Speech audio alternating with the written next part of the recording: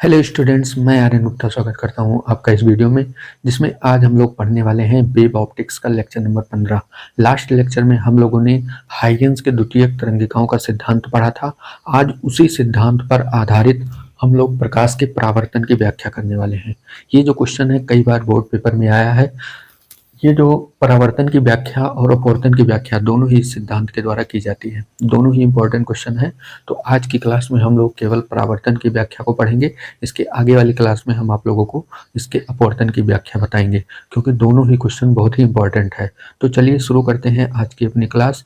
आज की क्लास को देखने के बाद अगर आप लोग इसका पीडीएफ चाहते हैं तो पीडीएफ आपको हमारे टेलीग्राम चैनल पर मिलेगा, जिसका लिंक मैं नीचे आपको डिस्क्रिप्शन बॉक्स में दे दूंगा। तो चलिए बिना देरी किए हुए शुरू करते हैं आज की क्लास।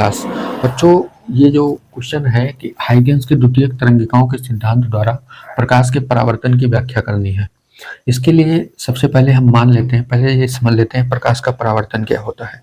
तो प्रकाश का परावर्तन हमने आपको पढ़ाया है पहला लेक्चर, जो हमारा फिजिक्स के वज्रम बाण का जो फर्स्ट लेक्चर है, उसमें हमने आपको प्रकाश का परावर्तन ही पढ़ाया है।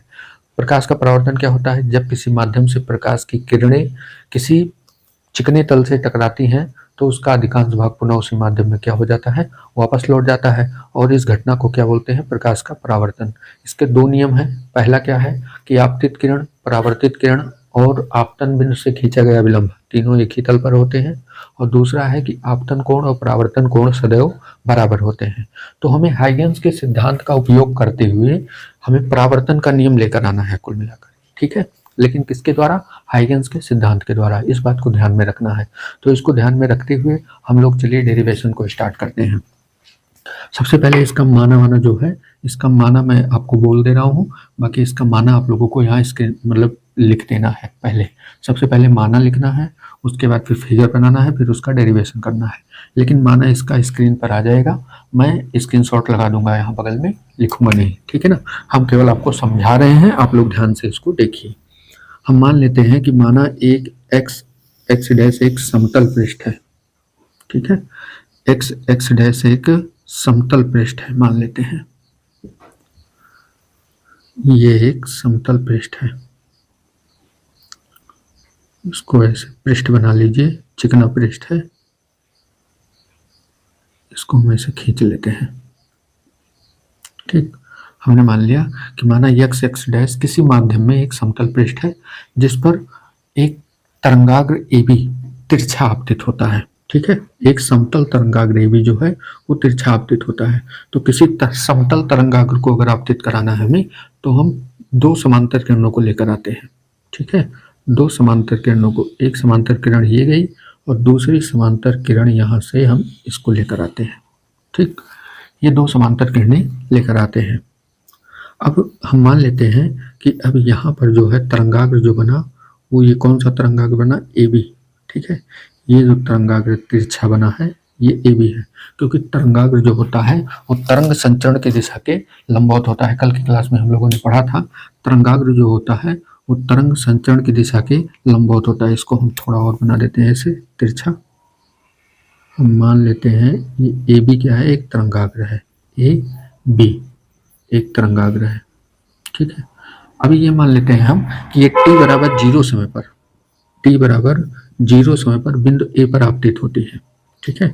मान लेते हैं t बराबर 0 समय पर ये इस बिंदु A पर आपतित होती है।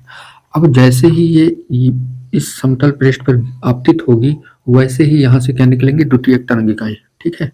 द्वितीयक तरंगिकाएं निकलेंगी और द्वितीयक तरंगिकाएं जो हैं वो t समय में आगे बढ़ेंगी, ठीक है। सभी दिशाओं में, इधर की ओर भी जाएंगी, ऐसे भी जाएंगी, इधर भी जाएंगी, सब ओर जाएंगी। लेकिन हमें नीचे नहीं लेके जाना है, क्योंकि ये एक तरफ पेंट किया हुआ पृष्ठ है, दूसरी ओर प्रकाश का अपवर्तन नहीं होगा। यहाँ पर केवल क्या होगा? परावर्तन होगा। तो एक प्रकाश की किरण यहाँ से ऐसे चली जाती है, ठीक है। एक प्रकाश की किरण ऐसे चली जाती है। जितने समय में प्रकाश की किरण यहाँ कहीं गई हम मान लेते हैं, उतने ही समय में यहाँ से B सिरा जो है, बिंदु B से ये जो तरंगाग्र है ये सीधा ऐसे जाता है और यहाँ पर आपतित होता है, ठीक। उतने ही समय में ये तरंगाग्र यहाँ पहुँच जाता है। हम मान लेते हैं ये क्या है? A डैश है, ठीक। हम मान लेते हैं A डैश है। जितने समय में ये तरंगाग्र यहाँ से यहाँ पहुँचा, उतने ही समय में B से तरंगाग्र कहाँ पहुंचा, ए डैश पर पहुंचा, ठीक है ना।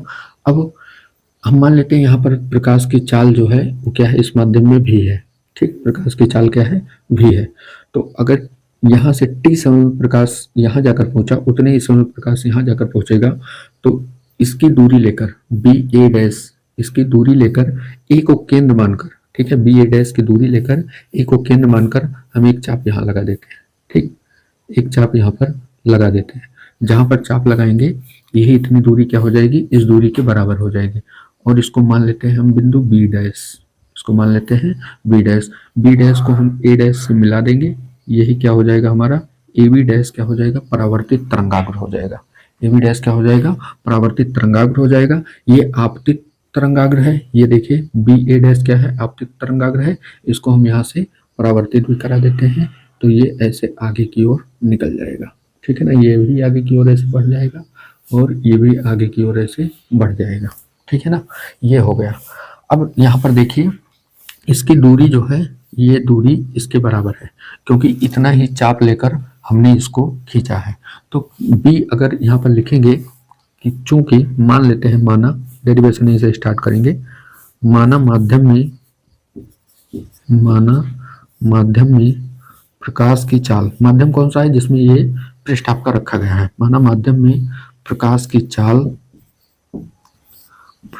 चाल v है, ठीक, माना माध्यम में प्रकाश की चाल v है। तो t बराबर 0 समय पर यहाँ पर किरण आपतित हुई थी। अब यहाँ से जब चलेगी तो t समय में चलेगी, तो हम लिखेंगे t समय में, हमें ये निकालना है कि कितनी दूरी गई है। तो t समय में चली गई दूरी, अतः t समय में चली दूरी, ठीक, टी समय में चली दूरी कितना है, ए बी डैश है। जितने समय में प्रकाश की किरण यहाँ से यहाँ पहुंची, उतने ही समय पर द्वितीयक तरंगिकाएं निकलकर यहाँ से यहाँ तक पहुंची।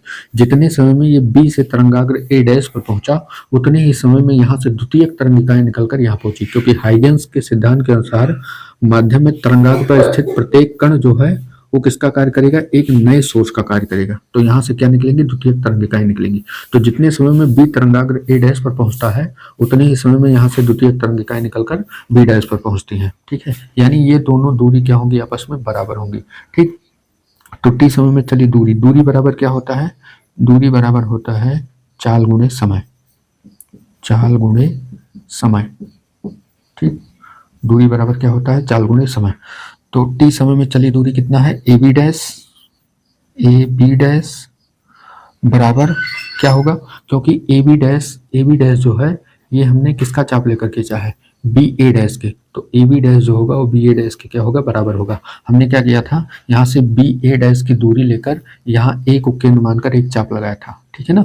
तो इसका मतलब हुआ ये वाली दूरी और ये वाली दूरी दोनों आपस में क्या होंगी, बराबर होंगी, ठीक है ना। तो इसको हम लिख सकते हैं ए बी डैश बराबर बी ए डैश, और ये दोनों किसके बराबर होंगे, चाल कितनी है, v है, और समय कितना लगा यहाँ से यहाँ तक जाने में या यहाँ से यहाँ तक जाने में, t समय लगा, तो v इंटू टी हो जाएगा, ठीक है। या इसको हम लिख सकते हैं कि A B dash B A dash बराबर बी टी, ठीक है, इतना हो गया।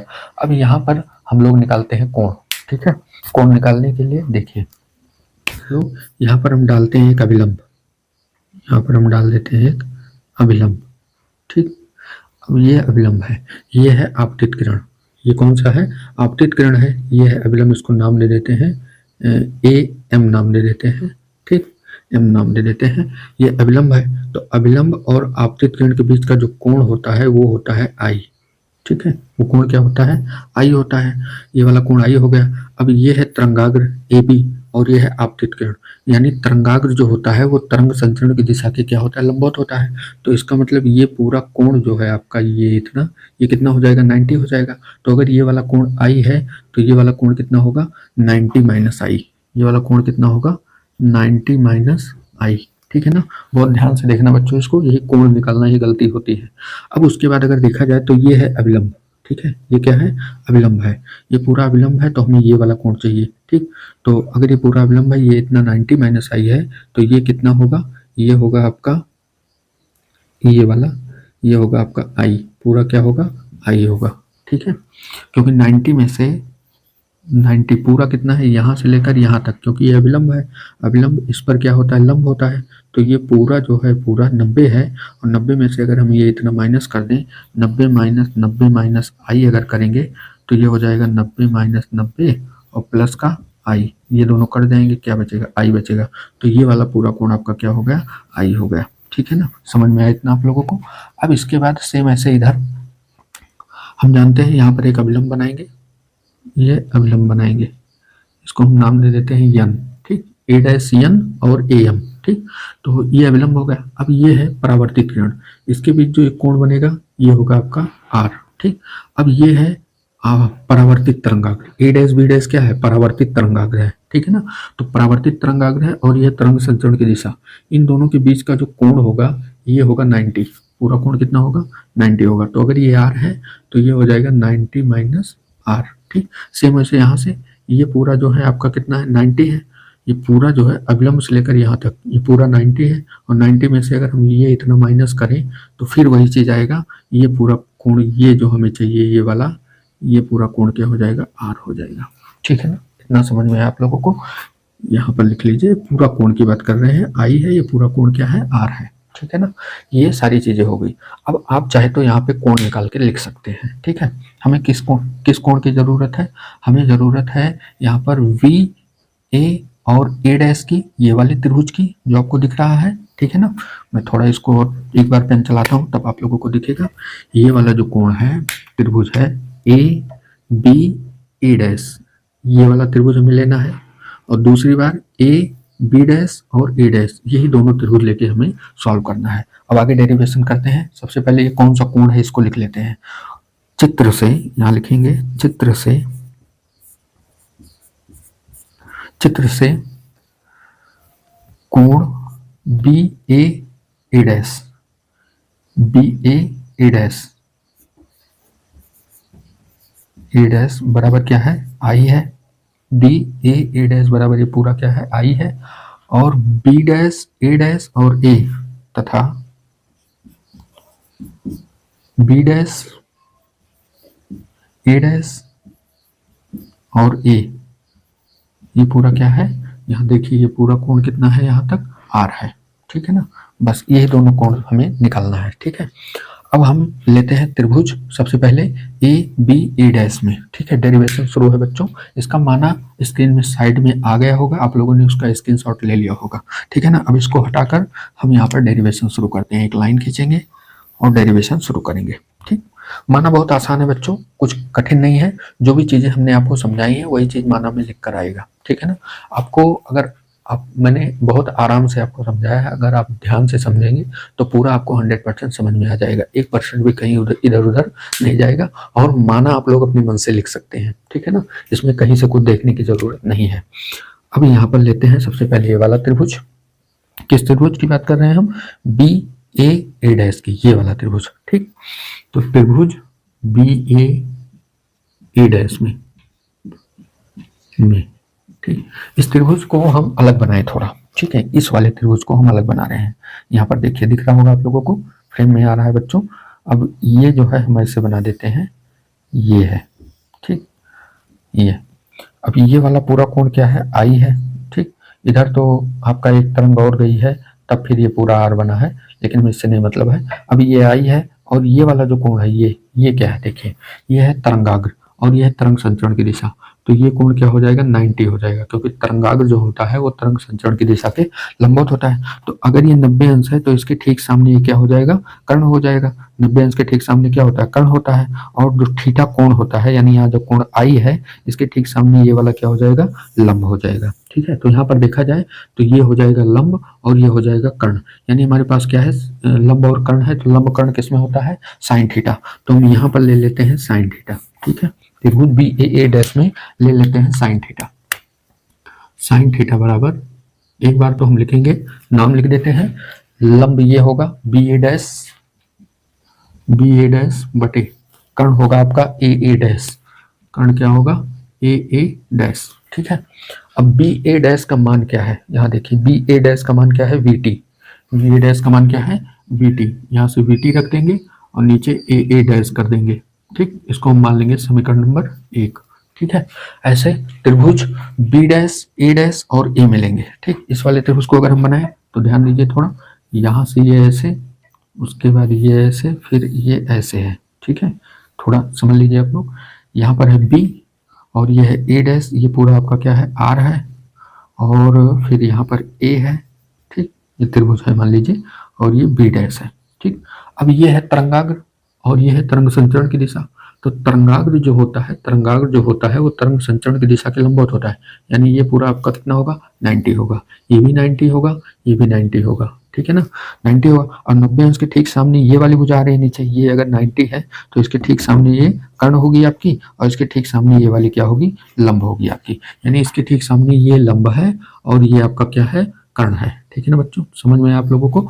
तो यहाँ पे अगर साइन थीटा हम ले लें तो क्या निकल के आएगा, देखिए आप लोग। तथा त्रिभुज बी डैश ए डैश ए में अगर हम इसको लिखें तो साइन थीटा जो निकल के आएगा, सॉरी साइन थीटा नहीं, यहाँ साइन आई है बच्चों। ठीक है, साइन आई, थीटा की जगह क्या है आई है ना, तो साइन आई यहाँ पर लिया जाएगा साइन आर। साइन आर बराबर क्या हो जाएगा, यहाँ देखिए इसके ठीक सामने ये लंब बी डैश ए, बी डैश ए लंब हो जाएगा, और कर्ण क्या बनेगा आपका ए डैश, ये हो जाएगा कर्ण। ठीक, अब बी डैश ए क्या है, बी डैश ए ये है, ए बी डैश लिखिए चाहे। ठीक है, इसको चाहे ए बी डैश लिखिए या बी ए डैश लिखिए, किसके बराबर है, बी टी के। तो यहाँ पर हो जाएगा आपका वी टी अपान में ए डैश, इसको मान लेंगे समीकरण नंबर 2। ठीक है, अब दोनों समीकरण को आप लोग ध्यान से देखिए, दोनों समीकरण आपस में क्या है, बराबर है। साइन आई की वैल्यू कितना है, V T by A dash, sine R की वैल्यू कितना है, V T by A dash. तो यहाँ पर लिखेंगे समीकरण 1 व 2 से, समीकरण 1 व 2 से। ठीक, दोनों समीकरण की तुलना करते हैं तो दोनों मान जब आपस में बराबर है तो ये दोनों वैल्यू भी आपस में क्या होगी, बराबर होगी। 1 2 से लिखेंगे साइन आई जो है वो बराबर है किसके, साइन आर के। ठीक, अब साइन से साइन कैंसिल हो जाएगा, अतः हम लिख सकते हैं, अतः आई जो होगा वो बराबर होगा आर के। ठीक है, आई जो होगा वो किसके बराबर होगा, आर के। यानी आई क्या है, आपतन कोण है, आर क्या है, अपवर्तन कोण है। ठीक है ना, ये दोनों आपस में, सॉरी आर क्या है, परावर्तन कोण है यहाँ पर। तो आई और आर दोनों आपस में क्या होंगे, बराबर होंगे। यहाँ पर लिखेंगे अतः आपतन कोण बराबर है परावर्तन कोण के। परावर्तन कोण, आपतन कोण बराबर है किसके, परावर्तन कोण के। लिखेंगे यही परावर्तन का दूसरा नियम है, यही परावर्तन का दूसरा नियम है। ठीक, यही परावर्तन का दूसरा नियम है। तो एक नियम तो हमने प्रूव कर दिया, दूसरा वाला। अब पहला वाला नियम बहुत ही आसान है। ये देखिए, ये है आपतित किरण और ये है परावर्तित किरण, या यहीं पर ले लीजिए, ये है परावर्तित किरण। ये आपतित किरण, परावर्तित किरण तथा अभिलंब तीनों किस पर है, एक ही तल पर है। यहाँ पर लिखेंगे चित्र से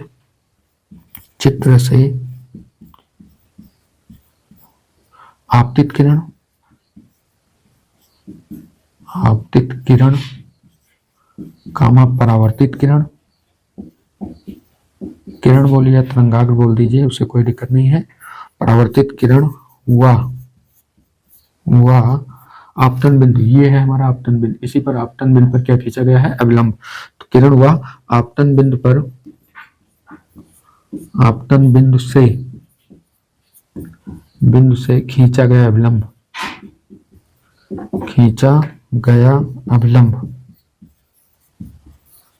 अभिलंब तीनों एक ही तल पर हैं, तीनों एक ही तल पर हैं।